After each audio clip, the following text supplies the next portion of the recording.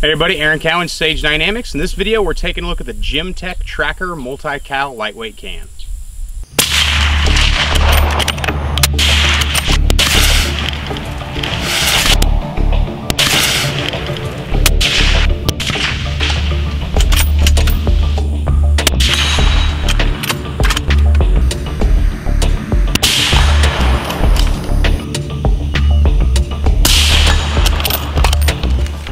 During my somewhat brief time as part of a marksman element, sniper, whatever you want to call it, in law enforcement, I developed a deep appreciation for lightweight things. The lighter the better.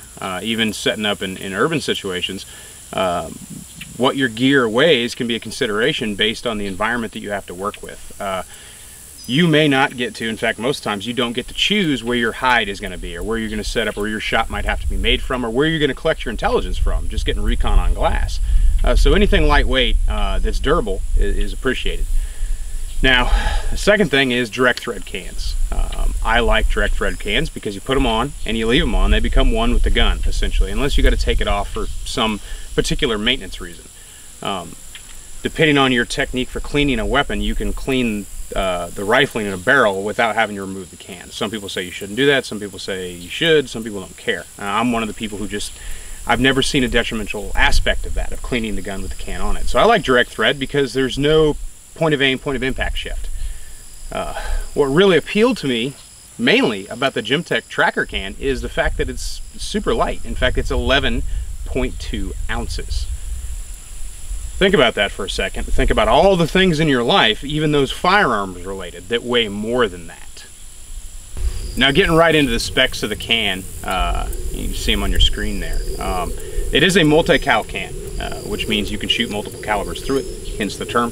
But there are some limitations just based on the makeup of the can. As you can see, it's made out of titanium and aluminum. It's not designed for, it's also obviously not full auto rated, and according to Gemtech, they don't want you shooting more than 10 rounds without letting it cool to ambient temperature, which I'm obviously not going to listen to that aspect, but we'll get to that. So for 300 Win Mag, you need a 24-inch barrel. For 308, you need 16-inch, 5.56, 16-inch, and if you're shooting 300 Blackout, you can get away with short as 7.5 inches for this particular can. They did not design this can for multi-purpose heavy use or obviously use on a full auto rated weapon. It's for hunting or precision rifle applications where there probably isn't going to be a high volume of fire, if multiple rounds at all. So it gives you the suppression, obviously, that you want, but it doesn't add a significant amount of weight for what's considered to be a lower volume of fire compared to cans for other platforms. Now, for my evaluation purposes, I put the can on my Remington 700 308 20-inch barrel. Now, the can is 7.9 inches, which isn't very long when you consider it's still under 12 ounces. Most cans that weigh considerably 2-3 times more than that are still right around in the same neighborhood of length when we talk about multi-cal that's rated up to 300 Win Mag. So for me, adding 7.9 inches to the gun, not a huge issue, especially considering I came up shooting 24 and 26-inch 308s. The 20 inch is actually considered short by some. So adding the length, not really that big a deal. Huge weight savings though, obviously. Before I had this can on there, I had another can on there, a quick detach can. I was using the Dead Air Sandman S, which I still love, but it is heavier objectively than this Gemtech. So for this gun, if I was going to be out and about and moving and crawling around and just doing general practice things and general shooting, I wanted to see if I could go lighter than that. The Gemtech allows me to do that. Now, as far as can's performance goes, on this 20-inch gun, accuracy is not going to be that much of an issue. Initially, right out of the box, I reconfirmed my zero. I had a little bit of a shift, so I had to readjust 100 meter zero on that. But once I did that, I didn't have any other issues until the can got really hot. I did notice a slight shift right around probably a quarter MOA with some of my groups, and that's when the can was hotter than Gemtech recommends that you get the can. Now, as far as what I did in the review, you've already seen some of the videos, some of the things that I incorporated into my general practice. I wasn't going to treat this can like I would a can that's expected to be able to handle high volumes of fire. So I'm not going to do a 500 round burn down on a can that specifically says, the manufacturer specifically says, do not fire more than 10 rounds without going back to ambient temperature. Well, I say no to that. I'm going to double that and we'll see how the can performs, and this is exactly that.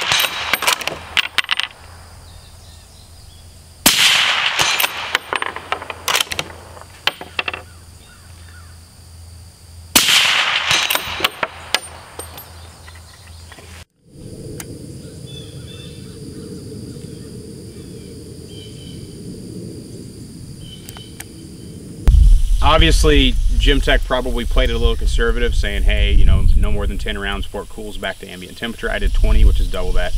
It probably could have done more. But again, the can's not designed for it. It's not intended for it, so I'm not really going to push that envelope too far. I just wanted to demonstrate that, yes, you can go 100 times beyond what the manufacturer recommended, and the can's still going to perform just fine. Other than that, just general review on it. Obviously, weight, huge, awesome. The weight, you almost do not notice the can is there. You don't feel like you have anything on the end of your rifle, which can create some proprioception problems when you're actually maneuvering the gun and you forget that it does in fact have a suppressor sticking off the end of it. Other factors, there really aren't any. A lot of people complain, or have issues with, I should say, that when they're shooting on a direct thread can, eventually it comes loose. Now, everybody's got a different technique for how they put the can on there. Some people just hand tighten it, and that's fine. You need to check it every now and then. Me, I use a strap wrench just to make sure it's snug and in place. I don't apply so much pressure that I can't really wrench it off the gun with my bare hand if I have to, but I do want to add a couple extra pounds of torque on application so the can doesn't come loose on me. Also, I'm going to index my can. So as you can see, I've got the Gemtech logo, which more or less lines up with my barrel on installation. I'm going to remember that that's there, and that's a good thing for that logo, especially with it being in that white text.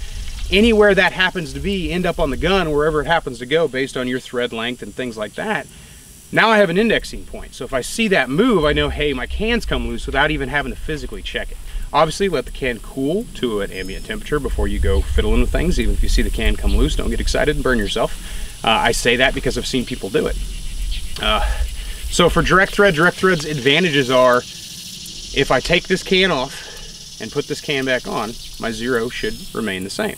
Whereas with a QD can, if I take the can off, put the can back on, I might not still have the same point aim, point impact, or my point aim, point impact will be different between suppressed and unsuppressed. Now, some cans do a better job at that than others. Some, the difference is negligible. In some cans, the difference is 1, 1.5, 2 MOA or worse. With the direct thread, that's never going to be an issue that I'm going to have to deal with. Now, if I remove this can for cleaning, say I take it off for whatever reason, when I reapply it, when I put it back on the rifle, I'm going to reconfirm my zero, just because you don't know until you actually verify. Now, as far as use goes, like I said, I incorporated the Gemtech into my normal bolt action practice. I'd gotten away from teaching the precision rifle platform for a while, and recently got back into it. So I had to brush up on my own skills. And one of the things that struck me, I'd say the most impressive, is that can shooting indoors. The shorter cans are great outdoors. You know, if you can get away with a 6-inch or a 5-inch can, outdoors it may be safe to the shooter's ear. It may not be safe to an observer's ear, but to the shooter's ear it should be good. But indoors, totally different world. The smaller the room, obviously, the worse the sound's going to be. The attenuation and basically the impression at the shooter's ear, the decibel level. Now, I fired that tracker indoors multiple times, multiple different indoor situations, different sizes rooms, shooting out of buildings. And what I found was it's still really quiet. Again, it's not movie quiet. We're never going to get to that movie quiet level, and well, some people claim they have it, but even at just under 8 inches, pretty decently sized can, but it's not the shortest multi-cal can, especially one that's rated a 300 Win Mag that I've ever seen. But shooting the can indoors, it's still pretty quiet at the shooter's ear. It's obviously going to be louder because the sound is bouncing right back off of really close walls versus no walls outdoors. But that's probably what impressed me the most with the Gemtech, is even indoors, the sound attenuation didn't approach what I would even consider to be an anti-hearing safe level. It wasn't getting up to that pain threshold. It didn't feel like it was even close to it. Now, one thing that a couple of people have asked me on previous suppressor reviews, or I've had students ask me this in classes, is why I don't decibel cans when I do reviews on them. And the fact of the matter is, I don't possess the equipment that the companies that make suppressors do to match their findings. So I can't say one. Of course, I can download a decibel meter to my phone. I can buy a decibel meter on eBay. The thing is, those things aren't as sensitive as the ones that suppressor companies use. And then you factor in the thing that suppressor decibel ratings are subjective to the environment in which the readings were taken. If I take the readings in a controlled setting, a soundproof room, the decibel level is going to be different than if I took it out here, or if I took it, you know, where the sound was bouncing back off of a metal barn or a house or a brick wall or something like that. So those things are always going to be subjective. The real test is at the ear, at the shooter's ear in the conditions that he shoots the can in. Now I fired the tracker in every condition conceivable that I can think of shooting a can from, to include from inside an enclosed vehicle. And every single time, the attenuation didn't even, to my ear, I didn't ever remember saying to myself, man, that was kind of loud that time. It's a quiet can. Add that on top of the fact that I'm going to come back to it again, it's an 11-ounce can. You have a pretty good recipe for some awesomeness. I mean, 11.3 ounces. I think I said 11.2 mistakenly earlier. But 11.3 ounce can weighs less than a 12 ounce of Budweiser. It does cost significantly more than a 12 ounce of Budweiser, but it is less than comparable cans that are on the markets. And Gemtech has had a pretty good reputation, so if you're looking for a super lightweight can for hunting or for a law enforcement or military application, military obviously you're going to be kind of limited depending on what you do for the military, but law enforcement you might be a little bit freer to pick your suppressor. And of course, for hunting applications, if you're in a state where hunting with silencers / suppressors is legal, this is really the way to go, man. You're not gonna notice this can in your rifle, even if you've humped over 4 ridge lines. Compared to a lot of other gear out there, the lightweight aspect of the can is great. Now it can't handle a high volume of fire. Well, theoretically it can't, because I didn't put more than 20 rounds through it rapid fire. I could have gone to 30, could have gone to 40. And I expect the can probably would have been able to handle it, but that's not an envelope I really want to push, because again, it wasn't designed for that. So if you're looking for a super lightweight can that's multi-cal rated, 300 Win Mag all the way down to 300 blackout, and of course with the respective barrel lengths being respected, and of course you might be able to, they may have been conservative in that as well, but that might not be an envelope you want to push. And of course you could probably reach out to Gemtech and they'd answer that question if you had one, like maybe you wanted to put it on 14 5-inch 308 or 14 5-inch 5.56. But yeah, for hunting, law enforcement, military applications, this is probably one of the better cans I've used as far as weight savings and hearing attenuation, decibel reduction. So again, this was the Gemtech Tracker.